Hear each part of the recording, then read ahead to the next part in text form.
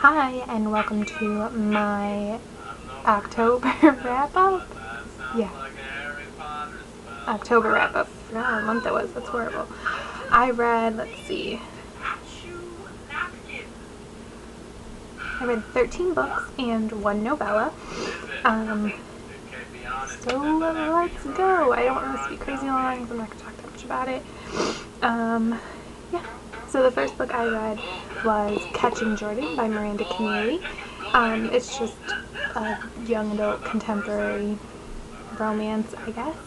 I would give it 3 out of 5 stars. I enjoyed it, but I had picked it up because I was hoping it would be like this book, Dairy Queen by Catherine Gilbert Murdoch, which is one of my favorite series, especially young adult series, and it's not as good. But it was decent. I'm definitely going to read Stanley Parker, which is another book from Miranda Keneally, so let's see. Hopefully that's on too.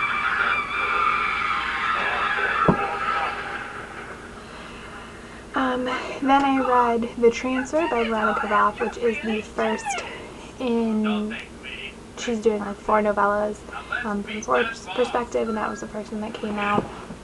I give that 4 out of 5 stars. It was good, but not like absolutely amazing. I think novellas usually are just good anyways. But then I read Anna and the French Kiss by Stephanie Perkins. I'm really into contemporary young adult romance right now. I'm like trying not to just read that. But I loved this book. I gave it 5 out of 5 stars. Oh my gosh, I wanted to just reread it right away, but I knew that would be a bad idea. Because you don't want to just get like stuck in one book. But I love these characters, I love this world. It's awesome. Then I read Run to You by Rachel Gibson. It's a contemporary adult romance.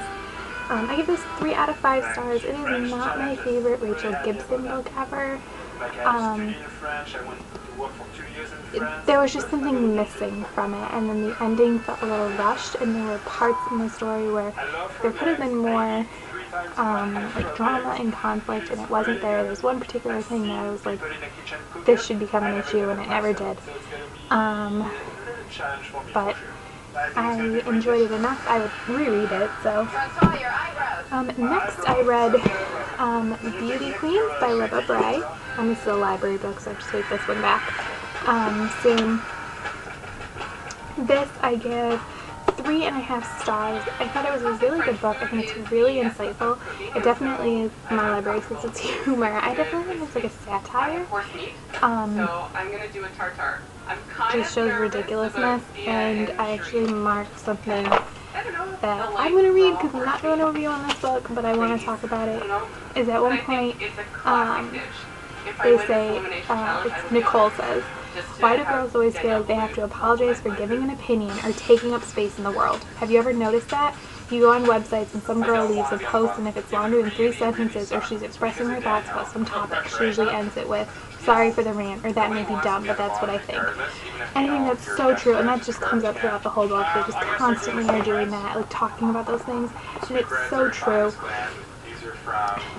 And like since I read this, I realized how much I do stuff like that at work, where I just basically put myself down, or I will voice my opinion, but then kind of take away the validity of my opinion because I feel like I can't have one, whereas like I tend to not view the world as different between men and women, but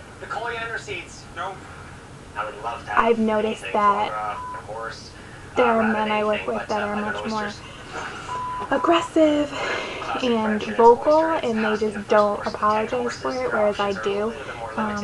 So I would like to think that this will change me, but I don't think it will. But it was a good book. I'm not sure I would read it again, but I liked it. I would definitely, like, when I'm older and I have kids, I would, like, give this to my daughters or something. I don't know, or maybe my little cousins when they grow up, so that they can read it, because I know it's just a book, but has good messages in it, especially for young girls. Next is Defiance by C.J. Redwine. This I give 4 stars. I did really like it, maybe 3.5, I don't know. I already bought the sequel and I'm excited to read it. I actually enjoy the characters a lot, our main characters, Rachel and Logan. And I actually enjoy the dual perspective. That's been like the theme of this month, is me actually enjoying dual perspective. I normally don't like it, but I read 3 books told that way, and I liked them all. There was just some world building issues I had in here. Like, I had questions that weren't really explained or answered, but I'm hopeful they'll get answered in the next one. And if anyone knows how many books are in that series, can you let me know? Because I cannot figure that out. Next was the library book I already returned, and that was The Truth About Forever by Sarah Dessen. I gave that 3.5 stars.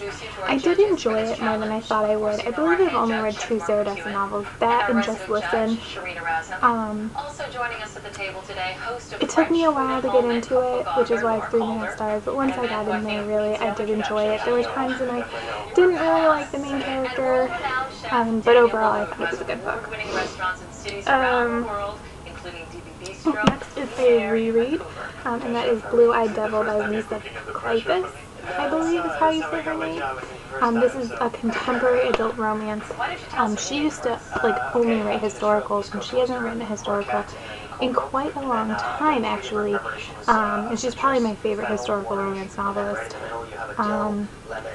But she writes great contemporaries too. And this is part of, it was a trilogy, but she just recently announced that there's going to be a 4th book.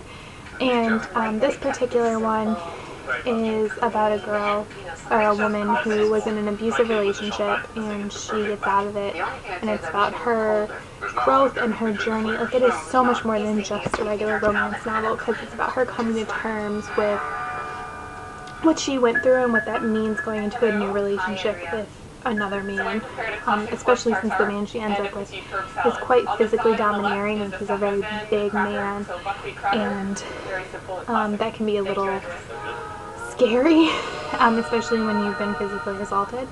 But it's a great book, it's a great story. I love it, and it breaks my heart every time I read it, because it's told in first person, so you are in her head, and it's just horrible that any woman could go through this. But it ends happily because it's a romance novel, and it's 5. If I didn't say it's 5 out of 5 stars, it's one of my favorite romance novels. Next, I read Possession by J.R. Ward. This is not my favorite cover ever of a J.R. Ward novel, but that's not that important. I give this 4 out of 5 stars. This is part of a series. I definitely prefer her Black Dagger Brotherhood series to the Fallen Angels, but it is good. I actually had trouble. There's basically through all of these books an A plot and a B plot. I'm not really sure which one you would classify as. I'm going to call the romance or the souls that are at stake the A plot. And then you have another character, his name is Jim, and he is fighting for these souls to try and win them. Basically, every book, there's a soul at stake, and either the soul makes a decision for good or for bad, and sometimes it can be a decision that you would think is good, but it actually results in something bad. And whoever wins most out of 7 wins, so either basically the devil or God. And so you have Jim constantly throughout the books, and I really had trouble reading Jim's story in this book. It just didn't capture my attention. The actual romance part I found really exciting and interesting, but it's just him, so that's why it's a 4 out of 5. Yeah.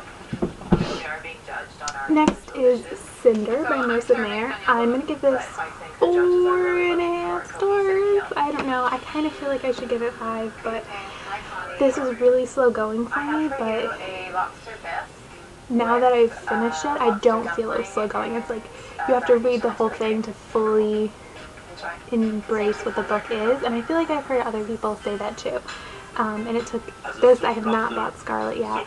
I'm actually going to try and wait and ask for it for a Christmas present. But I'm definitely excited. I did not realize it was going to have like a cliffhanger ending. That kind of was disappointing or like upsetting, I guess. But I'm excited to read Scarlet, and then I know the 3rd book comes out at the beginning of next year, so that's also exciting. Tell us about your course. But it was great. The characters are awesome. What I'm familiar with the skate fish is Allegrum was. It's really traditional old school French. Oh, and it was nice to read a young adult novel that was not told in first person, because I'm actually not the biggest fan of first person. So it's nice to see it in third person. Oh my gosh. Not only Cassandra Clare can do it. Next I read, this will surprise no one, Allegiant. I did film a review on this. I just have to like edit it because it's kind of rambly and random, so I'm not sure when it'll go up, but it'll go up eventually and I'll explain further. But I actually give this 5 out of 5 stars. I really liked Allegiant. I think it's my favorite out of the trilogy. But yeah, once the review goes up, just watch that if you want to know why I think that. Next, I read The Lightning Thief by Rick Riordan. Is that Riordan? Riordan? I'm pretty sure on his website he says how to pronounce this, so maybe I will go look it up. It's the first Percy Jackson and the Olympians book.